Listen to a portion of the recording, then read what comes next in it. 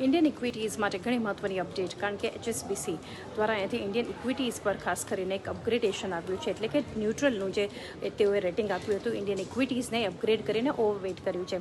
અને ઇનફેક્ટ સેન્સેક્સમાં 15% તેજીનું અનુમાન પણ તેઓ વ્યક્ત કરી રહ્યા છે.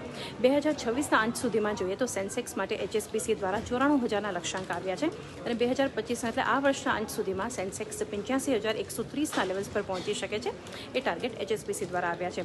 હાલના વેલ્યુએશનના ફ્રન્ટ પર જોઈએ તો તેઓ જણાવી રહ્યા છે કે કોઈ ચિંતા નથી ભારતીય બજાર માટે કે ઇન્ડિયન ઇક્વિટીઝની અગર વાત કરીએ તો વેલ્યુએશનના ફ્રન્ટ પર. અને હાલ જે અંડર પરફોર્મન્સ ચાલી રહ્યું છે સ્ટોક્સમાં, ત્યારબાદના સ્ટોક્સ તેઓ વધુ આકર્ષક ગણાવી રહ્યા છે, એટલે કે આ અંડર પરફોર્મન્સ બાદ સ્ટોક્સ પણ ઘણા અટ્રેક્ટિવ છે. ઇન્ડિયન સ્ટોક્સની વાત કરી રહ્યા છે. જાન્યુઆરીમાં જોઈએ તો એ ખાસ મહત્વનું અહીંયાથી ધ્યાનમાં રાખવા જેવી બાબત કે ઇન્ડિયન ઇક્વિટીઝ પર HSBCએ ડાઉનગ્રેડ કર્યું હતું અને ગ્રોથમાં સ્લો ડાઉનનું અનુમાન પણ વ્યક્ત કર્યું હતું, પરંતુ હવે તેઓ અપગ્રેડ કરી રહ્યા છે અને સેન્સેક્સ માટે પણ 15%ના અપસાઇડ ટાર્ગેટ આપી રહ્યા છે.